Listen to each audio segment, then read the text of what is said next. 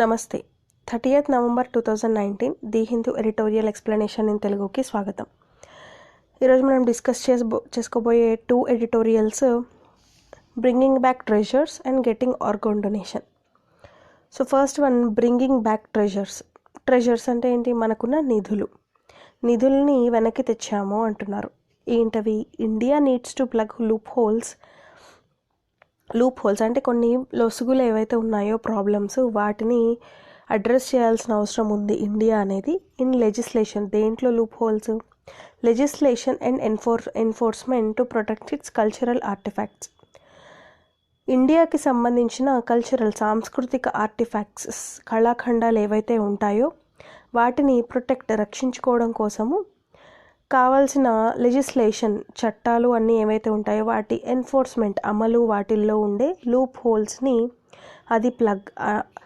అవన్నీ అరికట్టి వాటిని అడ్రస్ చేయాల్సిన అవసరం ఉంది ఇండియా అనేది అని ఎడిటోరియల్లో చెప్తున్నారు. ఏంటి రీసెంట్గా దీని గురించి ఏం జరిగింది అంటే, when Australian prime minister Scott Morrison visits India in January 2020లో Australian prime minister Scott Morrison ఇండియాకి రాబోతున్నారు. ఆయన he will not only bring with him the goodwill of his country, వాళ్ళ కంట్రీ యొక్క, ఆస్ట్రేలియా యొక్క గుడ్ విల్ని మాత్రమే కాకుండా also 3 priceless cultural artefacts, 3 priceless, వెలకట్టలేని సాంస్కృతిక కళాఖండాల్ని తీసుకొస్తున్నారు. అవి మనవే, ఒకప్పుడు మన దగ్గర నుంచి అక్రమంగా అక్కడికి తరలించబడ్డాయి. వాటిని వాళ్ళు కనుక్కుని అవి వాళ్ళవి కావు అని చెప్పి వాళ్ళు రికగ్నైజ్ చేసి వాలంటీర్గా వాళ్ళే తెచ్చి మనకిస్తున్నారు. సో అవి ఏంటవి? ఎవరు వాటిని ఇల్లీగల్గా ట్రాఫికింగ్ చేశారు అంటే తరలించబడ్డారు, అక్రమంగా తరలించారు. సో ఇది ఇందులో చెప్తున్నారు. The sculptures including a pair of ద్వారపాలాస్. మనకు ఆల్రెడీ ఈ 2 ద్వారపాలకులని గుళ్ళో ఉంటారు కదా, అలాంటి ద్వారపాలాస్, డోర్ గార్డియన్స్, అలాంటివి 2 శిల్పాలు. అలాగే ఒక తమిళనాడుకి చెందిన, ఫ్రమ్ తమిళనాడు, అలాగే 1 నాగరాజ ఆర్ సర్పెంట్, ఒక నాగరాజు బొమ్మ లాంటిది, అది ఒకటి ఫ్రమ్ రాజస్థాన్దైనా అవ్వచ్చు, అది మధ్యప్రదేశ్దైనా అవ్వచ్చు. దానికి సంబంధించినవి will come back to their place of origin, వాటి యొక్క ఆరిజిన్ ప్లేస్కి వచ్చేస్తున్నాయి. After the national gallery of Australia అనేది వాలంటీర్గా డీయాక్సెషన్ అంటే అందులోంచి బయటకు తీసేసింది. And return to them to India after establishing, వాటిని ఇండియాకి తిరిగి పంపించాలని నిర్ణయించుకుంది. దేవర్ ఇన్ఫ్యాక్ట్ స్టోలెన్, అవి దొంగతనంగా ఇండియా నుంచి తరలించబడ్డాయి అని తెలుసుకున్న తర్వాత. దిస్ కల్చరల్ రీపాట్రియేషన్, కల్చరల్ అంటే సాంస్కృతికంగా మళ్ళీ అవి తిరిగి వాటి దేశానికి అవి వచ్చేయడాన్ని రీపాట్రియేషన్ అంటున్నాము. ఈ repatriation comes in the wake of similar, ఇలాగే ఏం జరిగింది అంటే more extensive return of ideals.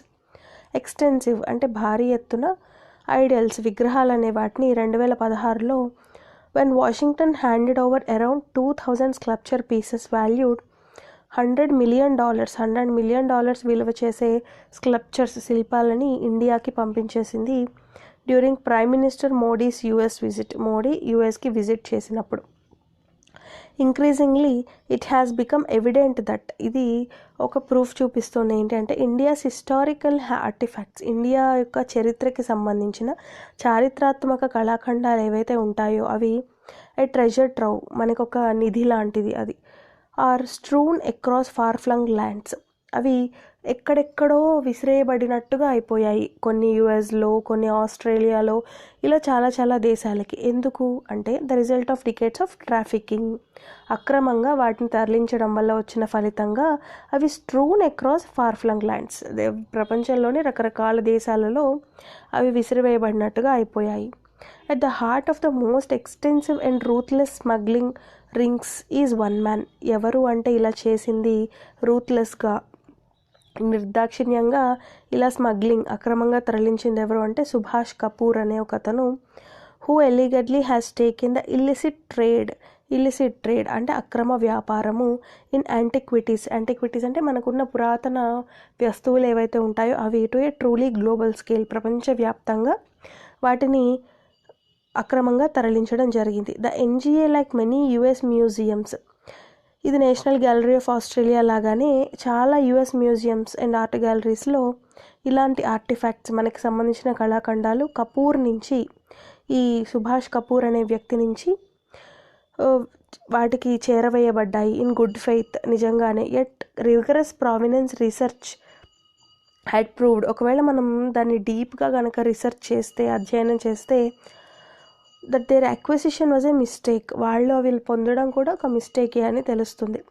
Today Kapoor sits in Tamil Nadu jail. ఇప్పుడు ఈ కపూర్ ఎక్కడున్నారు అంటే తమిళనాడు జైల్లో ఉన్నారు.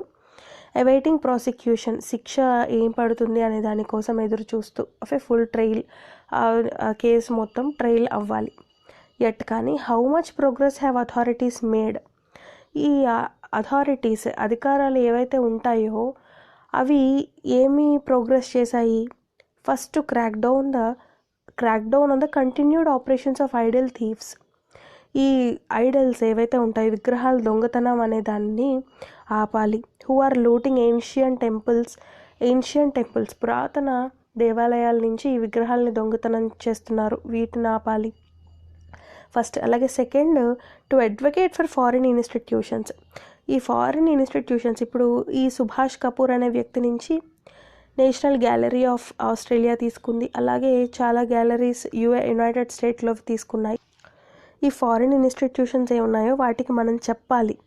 Collecting are to conduct a far greater degree of due diligence, మన యాక్సెప్టెన్స్, ఇక్కడ ఉన్న గవర్నమెంట్ యాక్సెప్టెన్స్ కూడా తీసుకోవాలి before acquiring any Indian idols.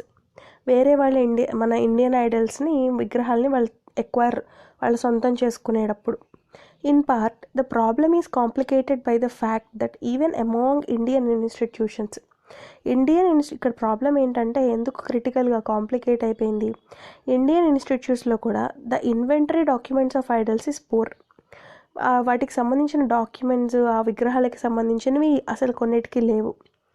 Southern Tamil Nadu for example, ఒకవేళ దక్షిణ తమిళనాడులో తీసుకుంటే మెనీ ఏన్షియంట్ టెంపుల్స్, చాలా పురాతనమైన టెంపుల్స్ మోస్ట్ సిచ్యువేటెడ్, అవి ఎక్కువగా small and abandoned premises of villages, చాలా దూరమైన గ్రామీణ ప్రాంతాల్లో ఉన్నాయి.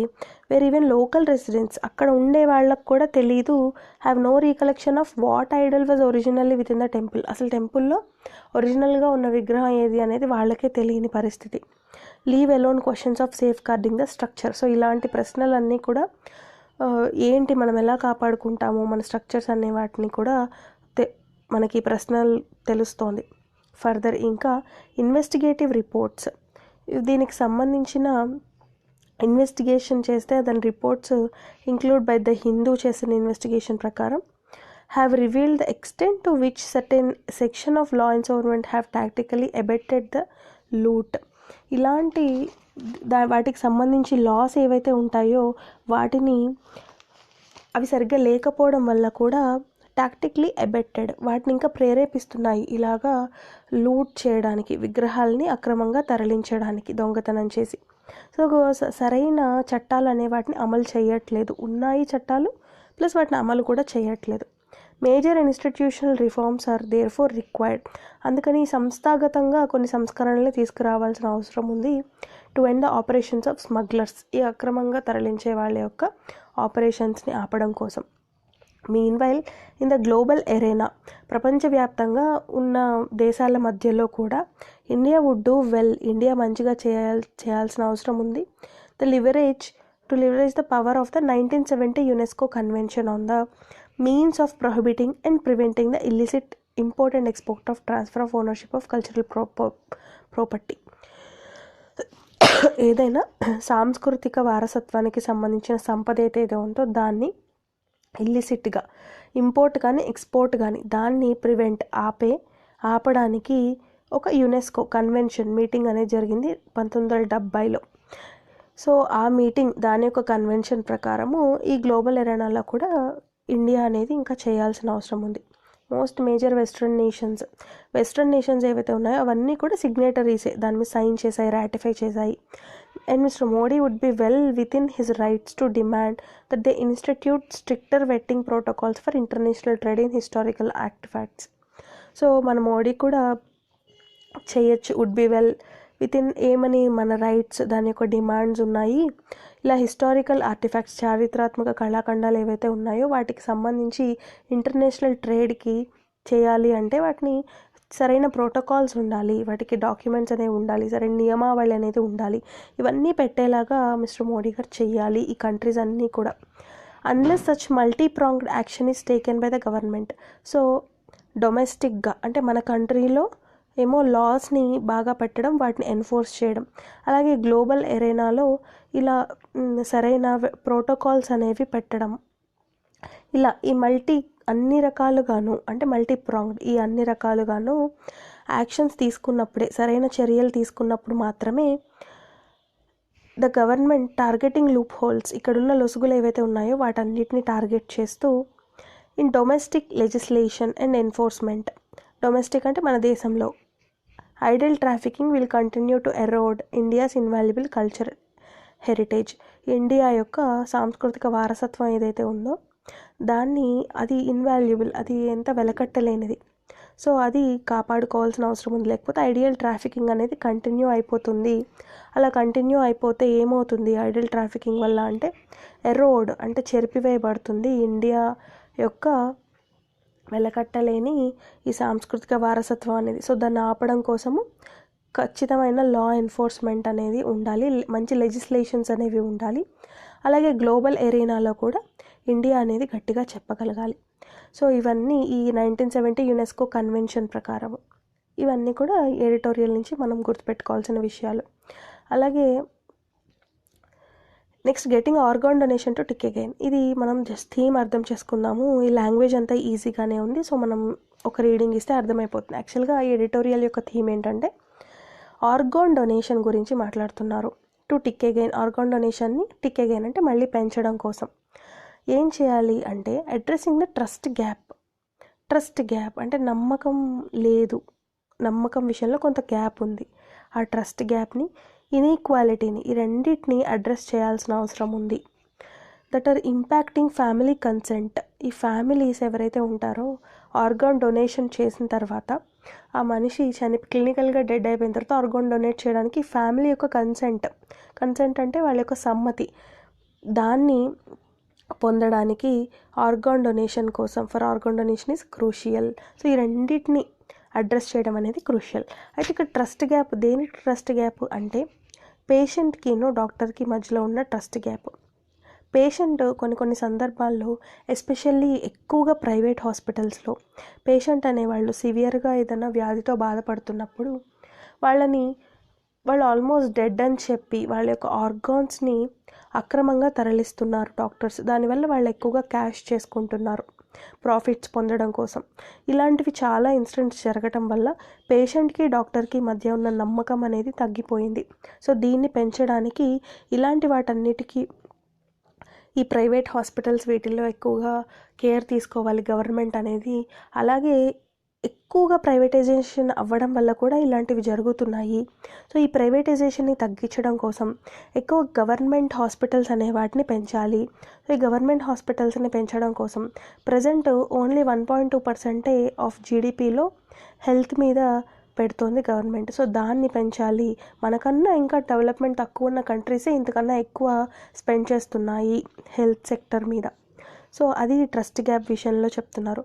ఇన్ఈక్వాలిటీ దేనికి ఇన్ఈక్వాలిటీ అసమానత్వం వస్తుంది అంటే ఈ డోనార్స్, ఇక్కడ ఇద్దరు ఉన్నారు, డోనార్ రిసీవర్ కదా. ఈ డోనార్స్ ఎక్కువ మంది ఏముంటున్నారు, పేదవాళ్ళు ఉంటున్నారు, పూర్ పీపుల్ ఉంటున్నారు. ఈ రిసీవర్స్ ఏమో ఎక్కువ మంది రిచ్ ఉంటున్నారు, వీళ్ళు డబ్బులు పెట్టి కొనుక్కుంటున్నారు. సో దానివల్ల ఓన్లీ పూర్ పీపుల్, రిసీవర్స్లోకి అసలు పూర్ పీపుల్ రావట్లేదు. ఎప్పుడు పూర్ పీపుల్ అనేవాళ్ళు డోనార్స్లోనే ఉంటున్నారు, వాళ్ళకి అవసరం అయ్యో వాలంటీర్గా ఇవ్వడమో ఇలా. సో ఈ ఇన్ఈక్వాలిటీ అనేది బాగా ఉంటుంది, ఇది పూర్ పీపుల్కి అందట్లేదు ఈ రిసీవింగ్ ఆఫ్ ఆర్గాన్స్ అనేది. సో ఈ ఇన్ఈక్వాలిటీని తగ్గించడం కోసం గవర్నమెంట్ కొంత సబ్సిడీస్ అనేవి ప్రొవైడ్ చేయాలి. పేదవాళ్ళు కూడా ఆర్గాన్స్ అవసరమైనప్పుడు కొనుక్కోవడానికి, వాళ్ళు ట్రాన్స్ప్లాంట్ చేసుకోవడం కోసం, సో దట్ ఈ ఇన్ఈక్వాలిటీ అనేదాన్ని తగ్గించవచ్చు. సో ఈ రెండింటిని, ట్రస్ట్ గ్యాప్ని, ఇన్ఈక్వాలిటీని అడ్రస్ చేయాలి అని చెప్పి. సో ఎప్పుడైనా ఆర్గాన్ డొనేషన్ గురించి టాపిక్ వచ్చినప్పుడు ఈ రెండు విషయాల్ని గుర్తుపెట్టుకోవాలి. అది వాళ్ళ ఎడిటోరియల్స్లో చెప్తున్నారు. Thank you.